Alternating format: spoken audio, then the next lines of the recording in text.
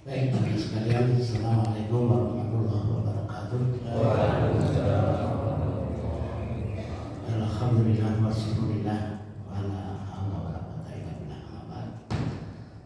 Bapak sekalian, ini saya akan dibuka dengan senior ini, mantap perasaannya.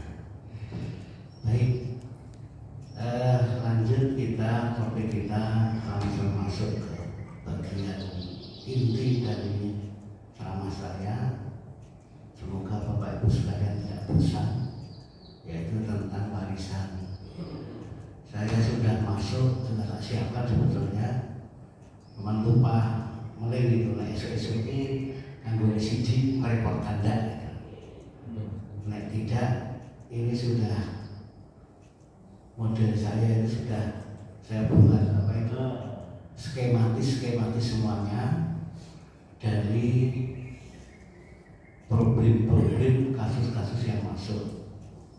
Ya, kemudian saya menjelaskan pengalaman objek tentang problematika warisan. Pagi hari ini saya akan ceritakan tentang seorang jejaka itu dari nikahnya. Lewis tua ini, umur 60-an, itu menikah dengan seorang janda. Nah, janda yang mesti wis tua gitu. Tapi tadi jodohnya saya jodoh tua kan mau 60-an, ketemu dengan janda juga 60-an. Janda ini sudah ada anak. Anaknya kebetulan 3 perempuan semuanya. 3 perempuan semuanya.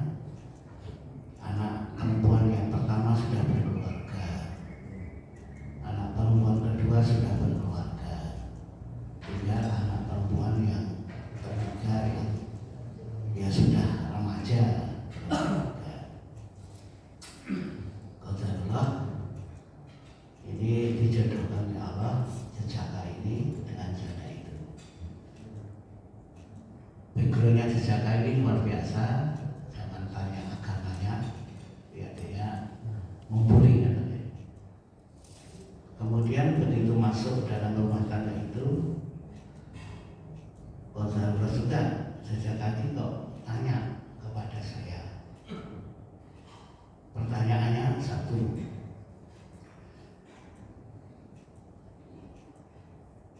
warisan, ternyata warisan dari almarhum suaminya janda ini belum terbagikan. Dia masuk, apa itu, ternyata harta warisan dari almarhum belum dibagi.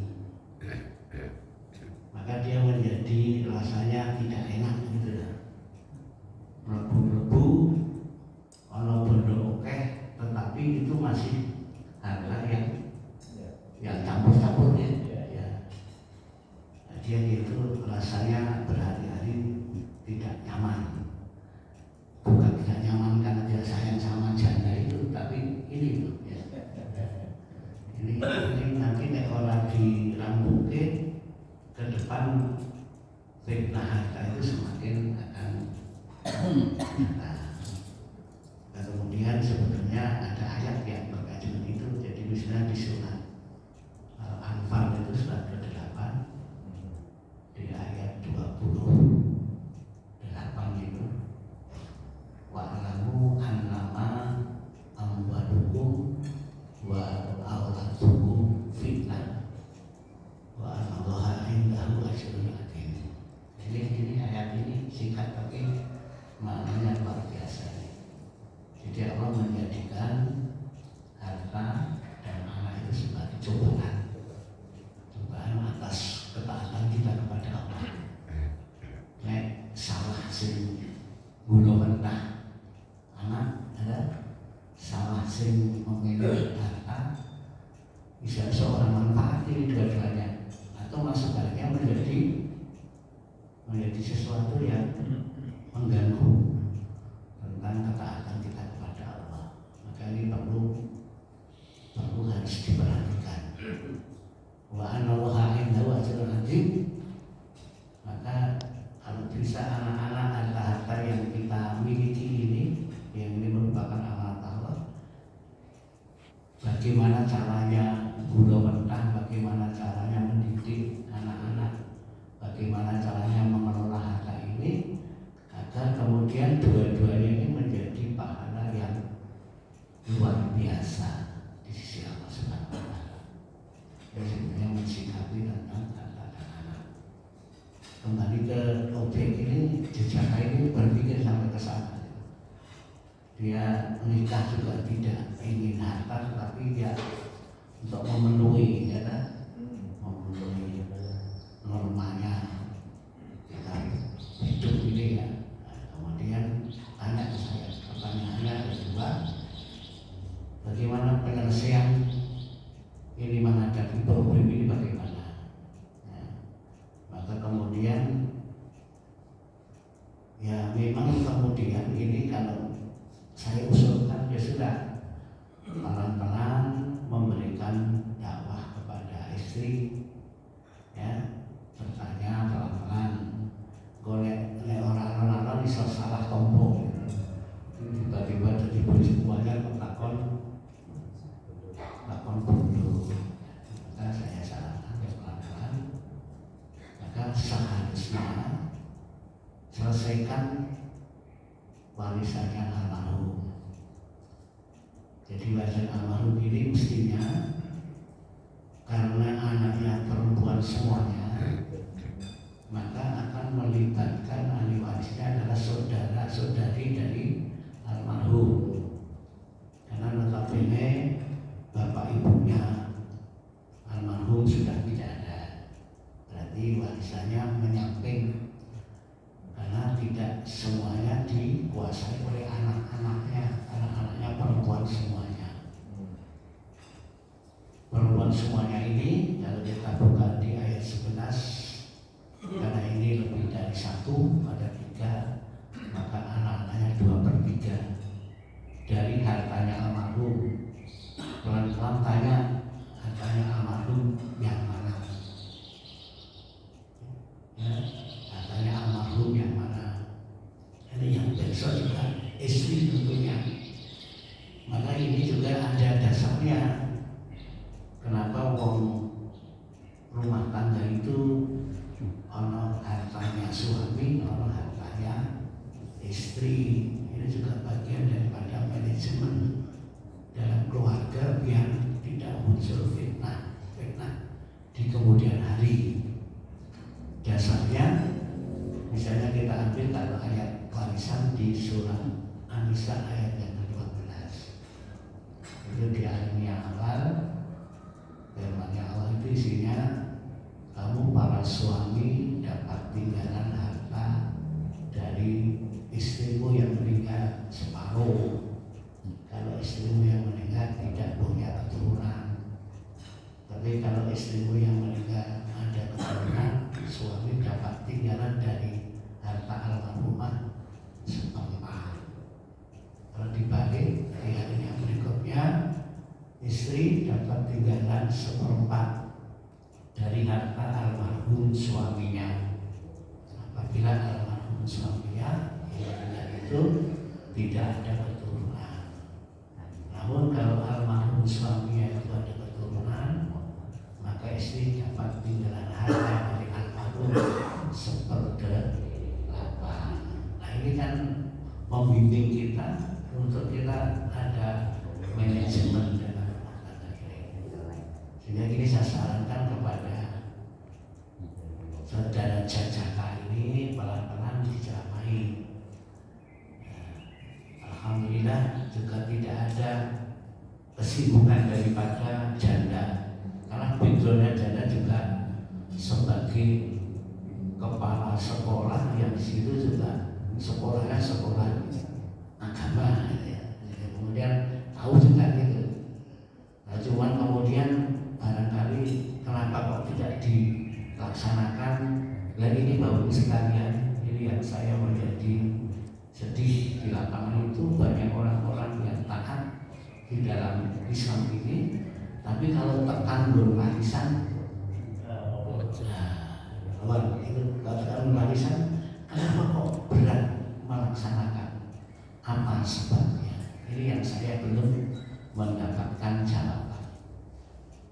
Nah, saya cuma mencari celah aja. Kalau begitu persoalan ini harus kita sampaikan terus. Istilahnya didengungkan terus lah kepada orang-orang beriman ini, ya Pak. Biar nanti menjadi satu syariat yang sudah seperti ketika kita melaksanakan syariat sholat, syariat zakat. Nah ini yang kenyataannya begitu.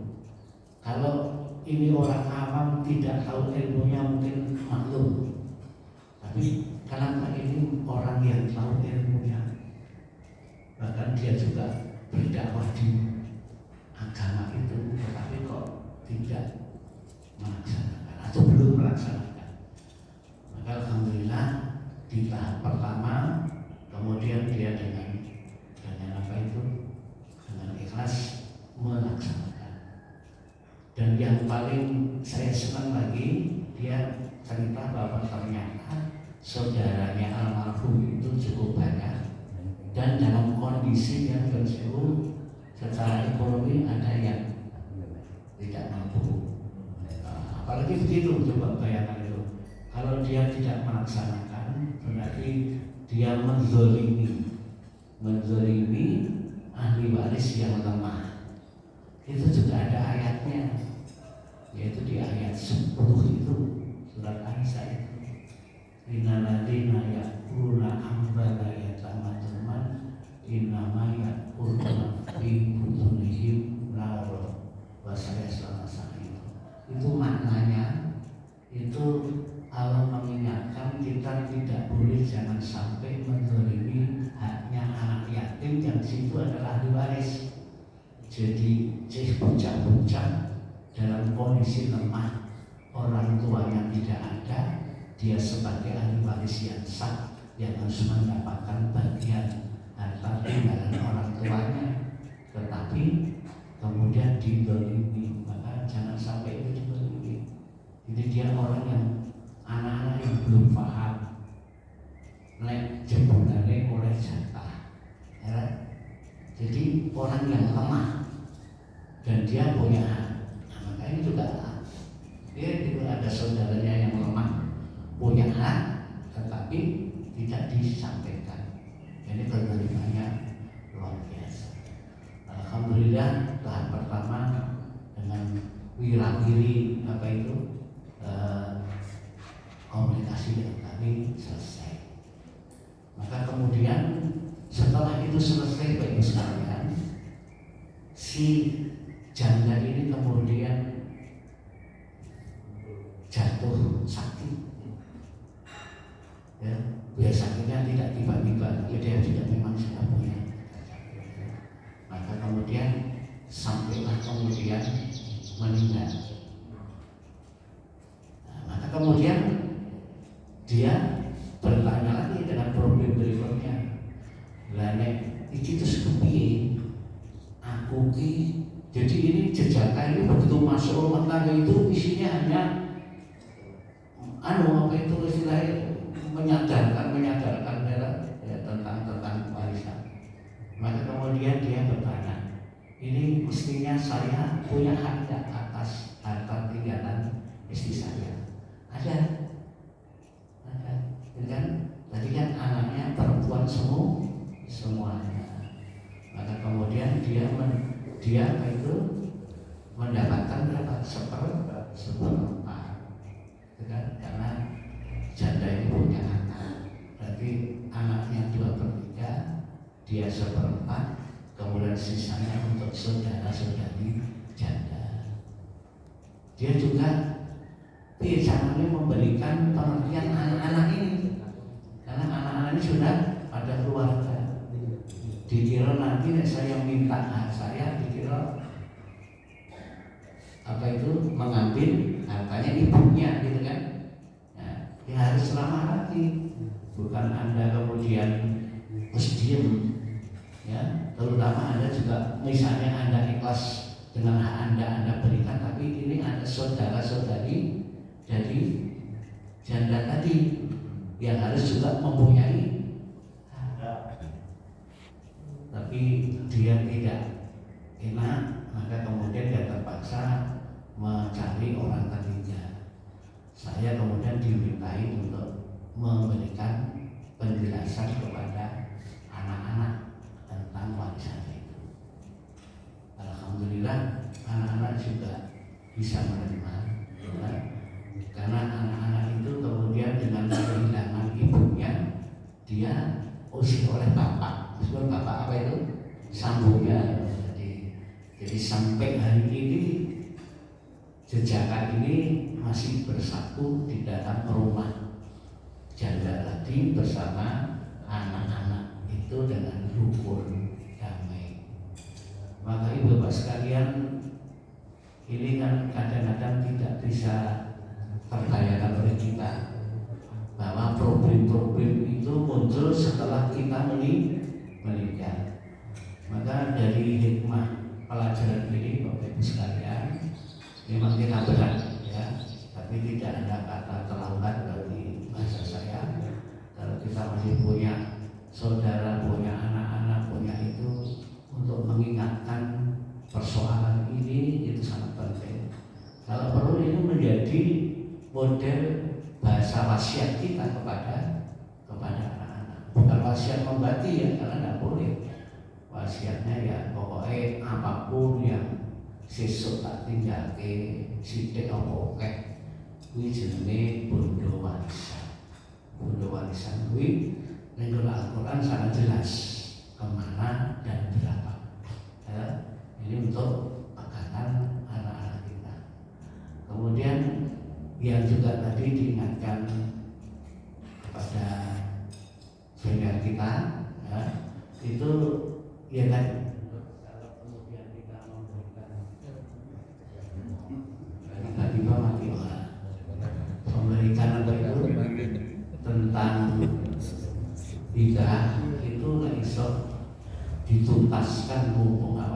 isih urip isih ngadepi. Nek perlu ditakoni siji-siji piye wis lega kok.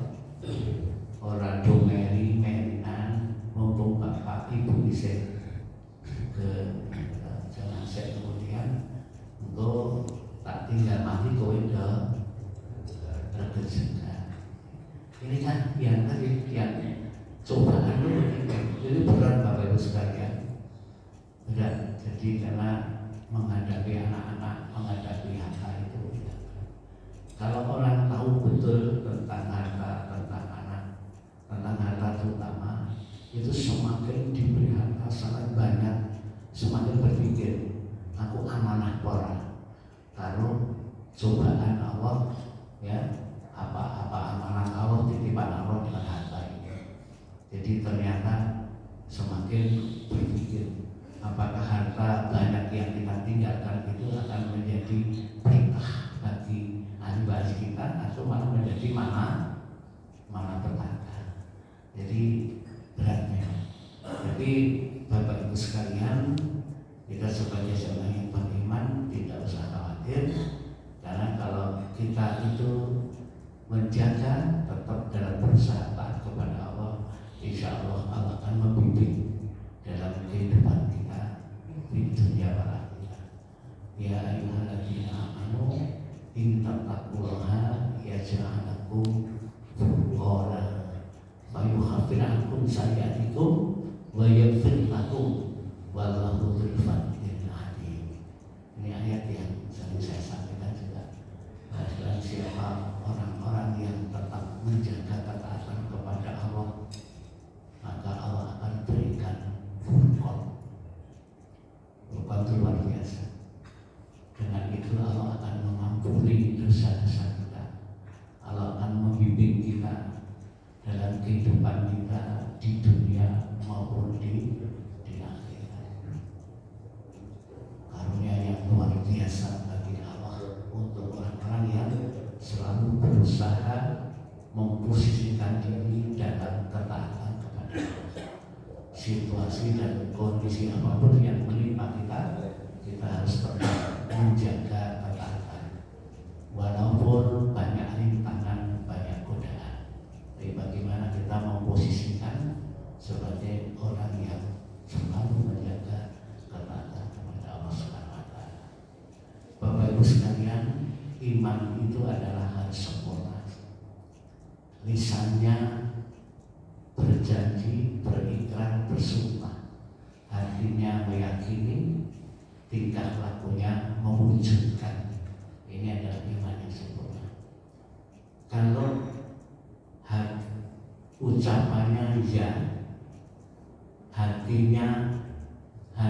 ucapannya ya, hatinya tidak, perbuatannya juga ya, maka ini tetap belum beriman sempurna. Ini sama saja orang-orang ini kayak orang-orang munafik, ngomongin ya, atine ora, terus tindakannya kadang yo, ya. Jadi oposisi diucapke ora cocok karo jero atine, ini munafik. Ucapannya yo, hatinya yo, tetapi tidak mewujudkan. Hati-hati, ini juga belum sempurna gimana? Ini fasik. Jadi banyak orang yang fasik di dalam praktek warisan. Jadi ngerti ning Al-Qur'an ono carane bagi ngono. Yakin nek iki Al-Qur'an ning ora. Nah, ini fasik. Ini fasik. Ini orang-orang yang dikelompokkan orang-orang fasikun. Fasik. Jadi orang beriman itu ucapan cocok karo jero atine, cocok karo tindakan. Itu adalah iman. Maka kemudian Bapak Ibu sekalian, semoga kita diletakkan dalam kondisi iman yang sempurna. Ngeten Bapak Ibu sekalian yang dirahmati Allah Subhanahu wa Ta'ala, ceramah saya atau kultum saya pada pagi hari ini semoga kita diberikan kemudahan, diberikan kekuatan untuk bisa mewujudkan iman dan Islam kita ini. Demikian, semoga bermanfaat.